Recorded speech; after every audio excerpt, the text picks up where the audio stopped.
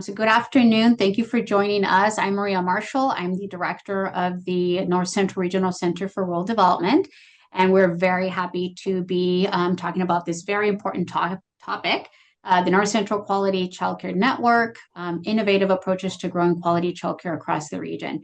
And NCRCRD several years ago with all the other regional rural development centers did listening sessions and childcare and basically actually caregiving across the life force was one of the most important topics that we found for rural development and in important rural communities. And so we're very happy to bring you this topic. Our presenters today are Amy Napoli, Courtney Aldridge, Ray Baker, Eileen Garcia, and Kelsey Mueller. You've got all of their titles there, and I know we want to get this going. So I'm going to go ahead and ask them to go to the next slide to just remind you of the next webinar that's coming along. Our next webinar is Freely Shared, Widely Adopted First Impressions Turns 35, February 18th from 1 to 2:30. And just as a reminder, our webinars are recorded and then posted on YouTube. Actually, the link is emailed to you as registrants as well. And so with that, go ahead and get started. And Kelsey, I leave it to you. Yes, thank you, Maria, for the introduction and also for asking our team to present the webinar this month. We're excited to be able to share about our newly developed network and tell you more about it. And hopefully you'll be able to give us some of your feedback and what's happening in your communities and also how you might want to join us and be a part of it. So I first want to just introduce what we're going to go over today really quick. But we're going to talk a little bit about the background briefly, our purpose and our network objectives of the network. And then we'll go into some of the research of why we developed this network and why it's important. And then most of our webinar will be talking with one another. So we really want this to be an engaging conversation with everyone that's on. And so we will have breakout rooms and then discussion and debrief back. So that's what we're going to cover today. I want to just introduce the network to you and give you a little bit of background information. So the North Central Quality Childcare Network, we're basically a cohort of extension professionals from 12 land-grant universities now. So we started out just with a few of us, and we've now grown to having our core group of 11 or 12 people, but we have some representation and participation from all 12 of the land-grant universities in our North Central region. So that's really exciting because we've grown just in the past couple years. So we were established in 2023 at a North Central region extension specialist meeting, and we did some facilitative discussions, and childcare came out as a key priority for a lot of us in our states. And so that's kind of how we started the conversation and went from there. So this is most of our core group that you can see here on this screen. But like I said, every month we meet, and sometimes we'll have another guest with us from another state, and we encourage them to continue to be active with us too. So we continue to grow beyond our core group here. So I'll pass it over to Ray to tell us a little bit more beyond our purpose, what our objectives are as far as getting started in our newly developed network.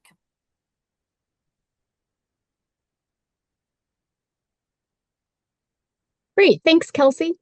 Now we'll share our team's purpose, which is for the NCQC Network to strengthen the quality of childcare across our North Central region within those 12 states that were just previously shown. And now we'll move into our NCQC team objectives, which will begin with strengthening and focusing our strategic plan so that we have an energizing in-person workshop coming up, and it's planned to help us do this which will bring us all together in Chicago for 2.5 days, along with 2 Impact Collaborative facilitators from the National Extension Foundation. And during this time, we plan to strengthen our team cohesion and as well as strengthen our strategic plan as we move forward with our team purpose. And then our next objective is we plan to work to get ourselves known and establish the presence of our NCQC Network team to ultimately become a valued resource within the area of quality childcare education. And then another team objective is that we'll be conducting a literature review and assessment for each of our 12 North Central region states so that we may better address the needs for quality childcare. And we want to do this ultimately to expand our regional network of professionals who build on family strengths and to also support workforce development within the area of early care and education. So this literature review can help us work toward creating opportunities to support our region's early care providers for easier pathways to access needed education so that they may provide the quality early care needed within each of their states. And for our final objective, we plan to provide professional development for extension professionals. And this professional development will focus on increasing awareness for local childcare access, as well as addressing the existence and the effects of childcare deserts. And so how do we plan to do this? Well, we're planning to do this through continuing to offer webinars and become a provider of resources and evidence-based research to get the word out and increase awareness for the need to expand childcare access within our rural communities. So Eileen will now share some research supporting the importance of quality care. Hi all. So I want to talk about why this work matters, and it helps to look at what research tells us in terms of early brain development and the role of high quality childcare. So we may all know that the greatest amount of brain development occurs between birth and age 5. Do you hear me okay? Yes, you sound good. Thank you.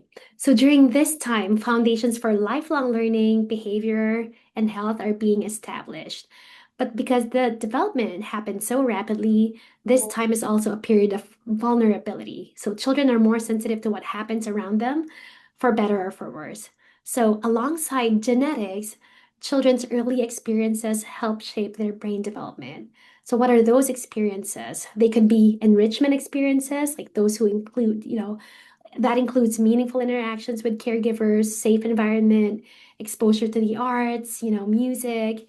And on the other hand, we have adverse experiences, those that include deprivation, neglect, physical abuse, and so on. So all of these adverse experiences undermine brain growth. Now, this is where high quality childcare comes in. For many children, childcare is where they spend a large portion of their waking hours. And as such, childcare programs serve as an important influential factor to their development. If you could go back to the previous slide, Ray, quality childcare programs are those that foster secure relationships with caring adults and provide developmentally appropriate stimulation. So I want to highlight the importance of high quality care versus just having early childcare. High quality childcare programs can also function as a protective factor, especially for children who experience instability or have limited support at home. Next, please. So research has found that young children in high quality programs tend to have better language skills, reasoning abilities, math and language scores, and perform they're less aggressive and better at getting along with others and are happier overall compared to peers who are not in high quality care. For long-term outcomes, research has shown that high quality birth to 5 programs for disadvantaged children can deliver a 13% per year return on investment. So this is a rate substantially higher than the 7 to 10% return previously established for preschool programs. The ROI comes in, if you could click next, Ray, please. ROI comes in the form of not needing more intervention, such as special education and grade, as well as not needing future public benefits. So that's the important one. Next slide, please. Now, one of the many positive outcomes of quality care, aside from, of course, children learning and being cared for, when parents feel secure that their children are in a safe, high quality learning and care environment, they're more able to participate fully in the labor force. However, given the shortages in quality and affordable care, many parents decide to forgo employment and stay home to care for their children, which lessens the household income. The impact extends well beyond the family. Businesses are not able to operate at full capacity because of reduced workforce participation. And I want to highlight this childcare gap here. We may, all of us might can be aware of this, that the country has a childcare shortage or a childcare gap, meaning there's not enough supply to correspond to the number of children who under 5 who may need care. So this shortage is more pronounced in rural areas where an estimate of 1.2 million children do not have access to quality care. So going back to that economic impact, when parents are not able to participate in the workforce, businesses are not able to operate at full capacity, so reduced productivity and outputs, and of course, employee turnover also costs businesses. So household income losses and lower business revenues then impact tax revenue that the government collects, which affects public infrastructure like schools, roads, social welfare services, and so on. Amy? Yeah, thanks. So hopefully the economic impact that Eileen shared about helps everyone understand that access to high quality, not just childcare, but high quality childcare is an issue that affects not only families with young children, but all of us, everyone that's part of a community. So we wanted to focus a little bit more on the North Central region, since that's the purpose of this group and also the purpose of what our group is focusing on. So here we have a map showing the states in the North Central region. And on the map, you can see that the darker the blue, the more of an economic loss for the state. So hopefully everyone can see their state represented and kind of get a little bit of a focus on your particular state and how this very important issue affects you and your communities. So this is the loss due to childcare gaps impacting household businesses or households and business. Oh, sorry, Ray. Oh, no, we're on the previous one. Sorry. Oh, sorry. No, Okay. I thought you were talking. Sorry about that. Oh, no. I thought No. you wanted me to. No. Yes. So yes, so this is the economic impact affecting each of the states in the North Central region. And as Eileen said, this is the loss due to childcare gaps impacting households, businesses, and tax revenues. So again, when families cannot access childcare, everyone is feeling the effects. The numbers on the left are the percentage gap for each state in the region. And this is the percentage of children who potentially need a childcare slot, but whose families cannot reasonably access formal childcare by driving. So reasonably access. So they might have potentially childcare in their area, but it might not be accessed by the transportation options that they have available, or these childcare options might not be licensed high quality childcare services. So hopefully I'm going to give you just a second to kind of look and see for your state kind of where things are at right now. And I'd also encourage everyone, so this information comes from childcaregap.org, and there's a lot of really great information on that site where you can kind of hone in not only on your state, but also on the regions within your state, counties, and really get kind of a zoomed in look at how the childcare gap affects communities in your state. So you can see in the North Central region, the percentage gap ranges from about 12% to about 47%. And our region suffers billions of dollars of loss every year as a result of this childcare gap. Oh, okay. So we're on the next one. So this map here is showing us the rurality in each of the states in the region. So rural communities, as you all know, have unique needs that are different from more urbanized locations. So we cannot just talk about the childcare gap as one problem that affects all of us in the same way. It's important to consider the context that families are living in, the resources they have access to, and the communities that they're in.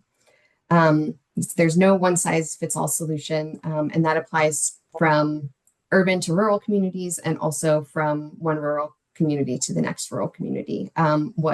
What solution works in one community may not work in another community. So this is a really complex issue that we're facing, which is why we're all here today. And hopefully we'll get to hear some of your great ideas for potential solutions, maybe some progress that you're seeing in your area. So the map shows the percentage of each population of the state living in rural areas. And as you can see, rurality in the North Central region ranges from about 13% to 43%. So we do have a pretty big range of communities in our states that are living in rural communities. So in 2024, the USDA and the USDHHS ACF, the Administration for Children and Families, released a joint resource guide that focuses specifically on strengthening and expanding childcare in rural communities. And I'm curious now, you don't have option to unmute, but using the chat box, if maybe people could put ideas in the chat box of kind of the things that you notice when you're working with rural communities, if you are living in a rural community, kind of what are the unique needs or the unique situations in rural communities. The USDA guide focuses on kind of 5 characteristics of rural communities that make them a really unique context, specifically affecting the childcare gap. And I will share what those are, but I'm curious to see in the chat box, if you're able, kind of what things you notice in your area.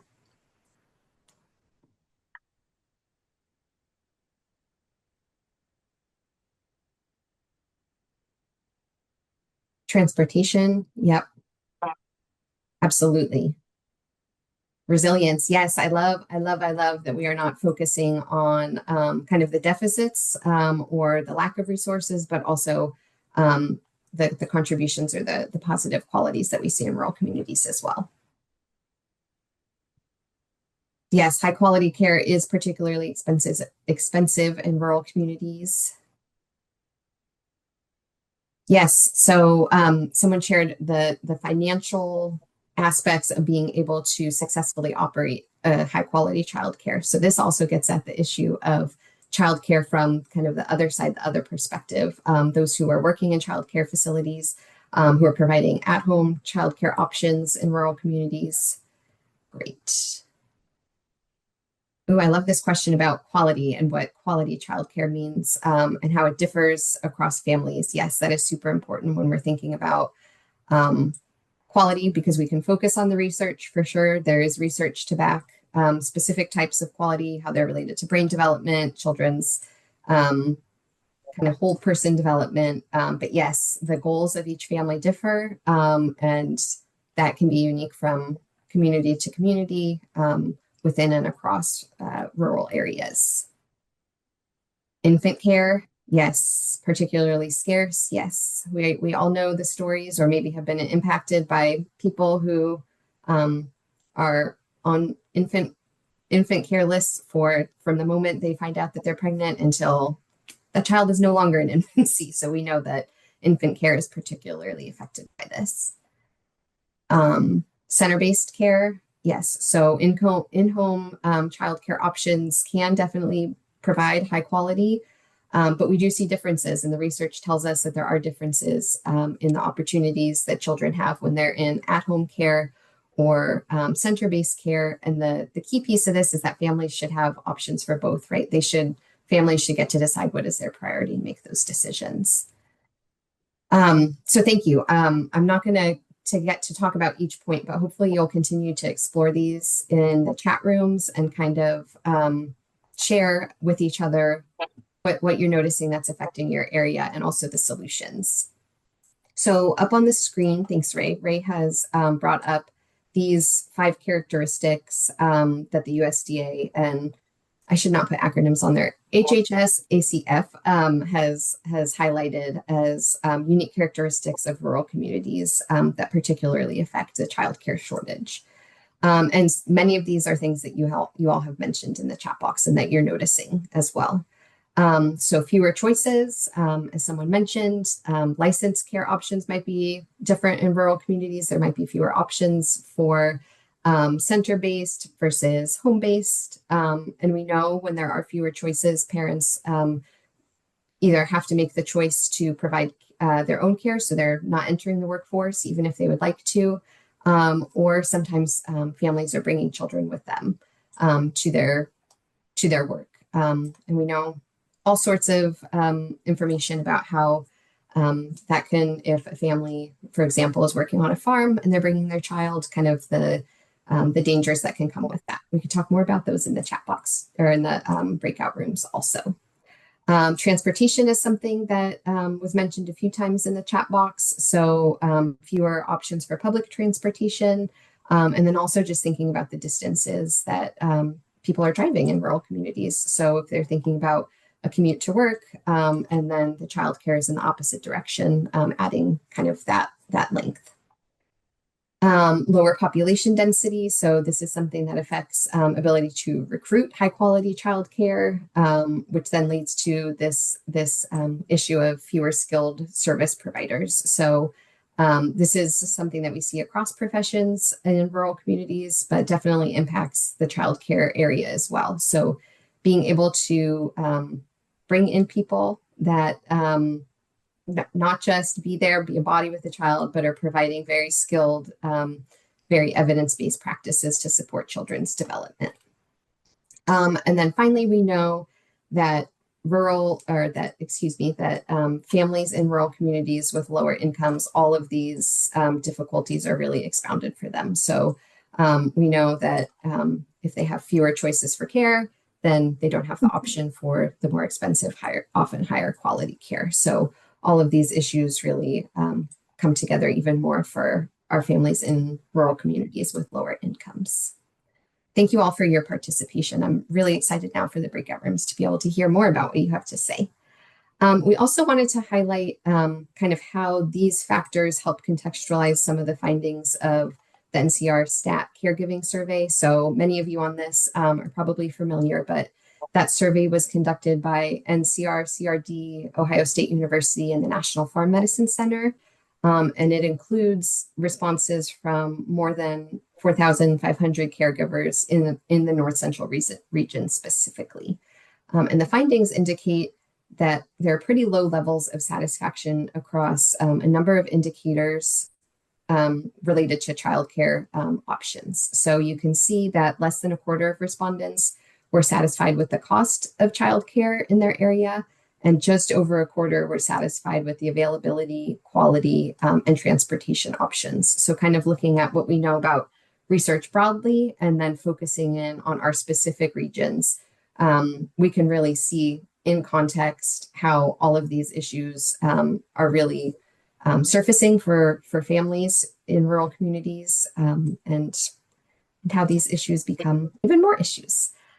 So I'm really glad that someone shared about the resilience of rural communities in the chat box, because we want to emphasize that although this lack of childcare, this childcare gap in rural communities is unique context, there are also a lot of strengths of rural communities and really unique possibilities that we can see to come up with solutions and to work together to address this gap. So on the next slide, we highlight some innovative approaches, and these are again some strategies that have been highlighted by the USDA and the ACF. And hopefully, again, you'll continue to share about other strategies that you're all seeing. But these examples really emphasize each of them approaches that are taken in collaboration with community partners. So this is an issue that cannot be addressed only by people who like all of us, who care passionately about young children and their development and families. But we really need for this issue to be seen as an everybody issue. This is something that affects all communities and every member of the community. So these innovative approaches really emphasize the collaborative nature that we can use to address this shortage. A lot of these approaches you'll see, such as those in collaboration with assisted living facilities or school-based care or healthcare facilities. A lot of these focus on physical places that already have the structure that childcare centers need. So if you think about kitchens, laundry facilities, all those types of things, having that structure, that resource already in place where you're meeting all of the codes, they're already thinking about nutrition guidelines and all of that. That is one innovative way of addressing this gap. We can also think about community colleges or university settings as offering childcare in collaboration. And those offer a unique context for students to also get really great curricular experiences while they're engaging with children, and then those children are also receiving high quality care. And then finally, things like healthcare facilities or again, those school-based organizations, those also offer context for providing childcare for populations like doctors, custodial staff that are teachers that are working at those places. So really offering them childcare so that it's kind of a dual draw. So somebody can enter the rural community as somebody who can be a teacher or a doctor, and that high quality childcare is also in place for them. So lots of different creative strategies that we can use to think about this. And I'm going to pass to Courtney, who can kind of lead us in that way. Great. So thank you. So the timing of this webinar works out really well with the work of our group because we are beginning our work together and understanding the issues and how to move forward. And so we would like to use this opportunity to gather some information from you as well. So we are going to spend some time in conversation in breakout rooms, and we're going to be identifying issues, thinking about solutions that you're seeing in your communities and what some of our hopes are moving forward. And so what we're going to do is we're going to do 3 rounds of breakout rooms, and each round is going to be focused on a specific question. We're going to be in your breakout rooms for about 7 minutes, and we will have a facilitator in each room. So one of us who's part of this group, and they will help guide the conversation. And then they will also, when we come back into the large session, debrief on behalf of your group. So we'll spend 7 minutes in the room, just a few minutes debriefing as a large group, and then we'll move back into breakout rooms again. We definitely know that some of our greatest learning comes from some of the input that all of you have. So Ray has put up here what the question is for the first breakout room. So the question's going to be, what are the challenges that you see for growing high quality childcare in rural communities? I'm also putting that question in the chat if you want to refer to it when you're in your breakout room. So I'm going to open your breakout rooms now, and you should all just be sent there automatically, and we'll see you in about 7 minutes. So welcome back. 7 minutes never goes so fast as when you're in a breakout room, right? It's just unbelievable how quickly that goes. So I would like to take some time and just a few minutes that we have here, but to debrief. And I'm going to ask our facilitators, did anything come up as we were looking at this question of what are the challenges you see for growing high quality childcare in rural communities, and anything you'd like to just bring to the group at large? Our group, Courtney, we had so many. We had such a good engaged discussion. But we had things like, we don't see employers jumping in to help out with childcare. And you would think that they would want to invest in their employees. Sure. Location of quality care centers was also brought forward. And we, the rural areas will just take what is convenient and what is closest. Um, and then, availability, affordability, workforce, retention. This was a really good point I thought came out of the discussion as well, is that different children need different care, and that it's not a one size fits all. And that can be an issue.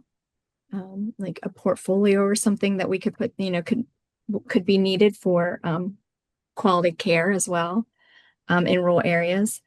And then also like waiting lists for quality care, that by the time you get a call that there's availability, your child has already moved on to another stage of development.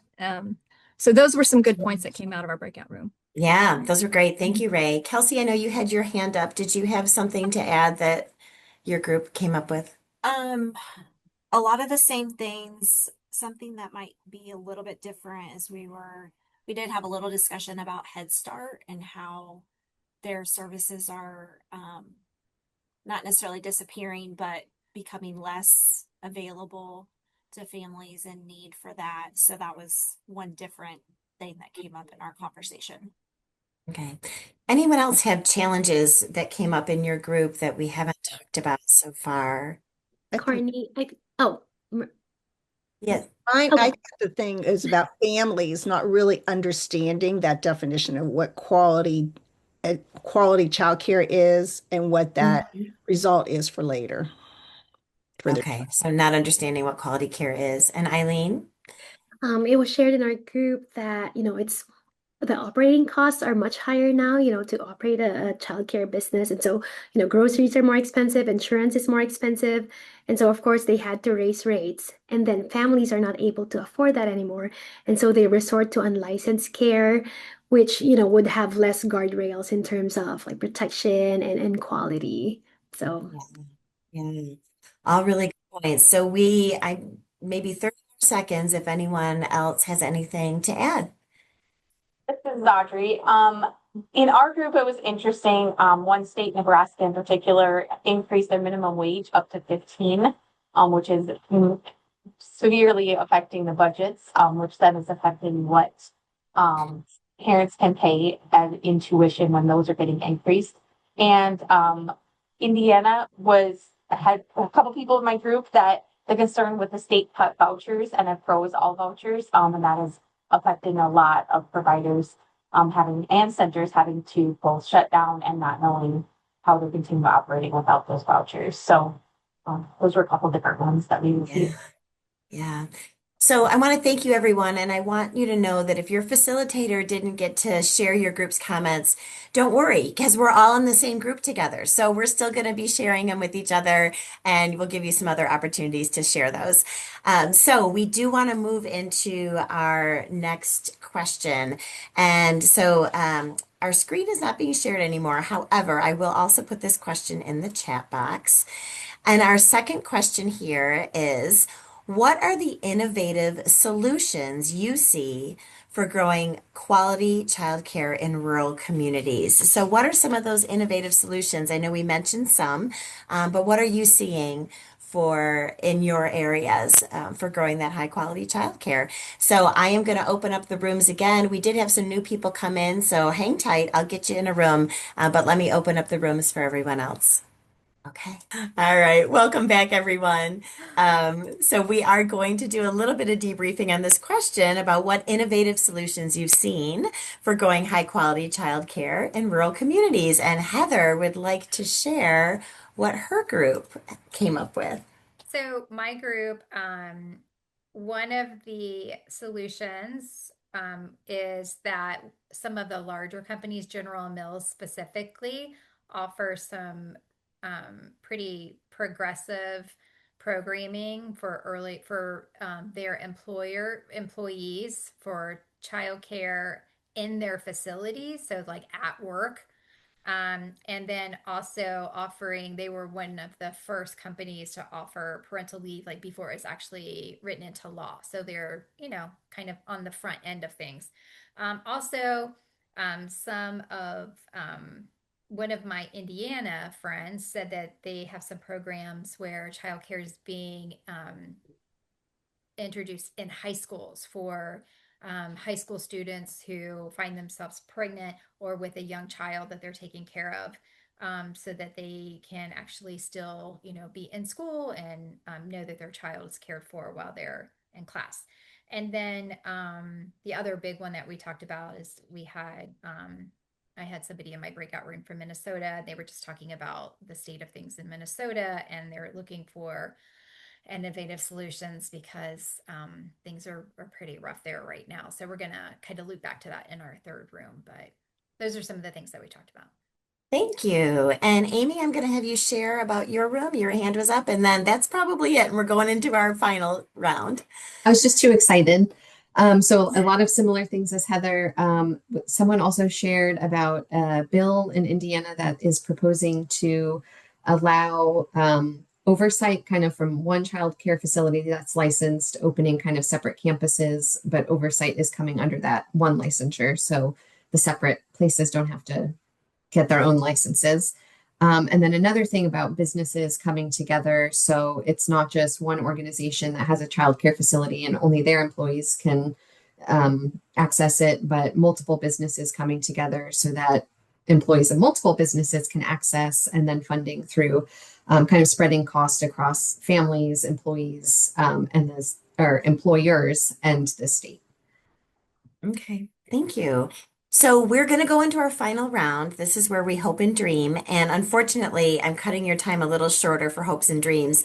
So we're going to do 5 minutes just in the interest of time. But our question for this one is, what do you hope for in terms of growing high quality childcare in rural communities? So I've put that question in the chat box, and I'm going to open up the rooms. So welcome back, everyone. So we're going to make this a quicker debrief. And are there any facilitators who have not had a chance to share about their room yet today? If so, I would like you to speak up. Otherwise, I'm going to allow one room to share about some hopes and dreams. So who's first? Okay, I'm going to have to call on someone. Eileen, how would you like to share about your room and some of those hopes and dreams? Yeah, we had several. So we had talked about, of course, more funding, whether that's from a public or a private entity. We had talked about, it would be a nice wish to have some, let's say, imagine all childcare providers having a minimum of bachelor's degree in early childhood education. And that will help with maybe the valuation of society for the early childhood workforce, maybe the regard that a high regard that they deserve for the work that they do. We had talked about the importance of credentialing. Maybe that will provide more opportunities for people to step up and gain more, like step up in their career and gain more credentials, the way we do with nurses, right? There's LPN, RN, and so on. So we of course we wanted to increase childcare access in rural areas, just really more spots, and of course that goes back to funding. So Yeah. Thank you. So I have had so Ray, if you could share again, that'd be great. I'm just going to wrap us up, but I do want to say that I had a great suggestion from Mary, who said maybe our facilitators, and I think we're more than happy to do this. I'm going to speak on behalf of us. We can put together our notes that we took in each of the breakout sessions. And we will send that to you with the follow-up email from the webinar, so that if you're curious about how some of the other groups answered the questions, we'll just list the questions and we'll compile all of our notes together for you. So that does come out, I think next week is when that email will come out. So please feel free to reach out to any of us. There's our contact information there if you have any additional questions, anything else you'd like to share.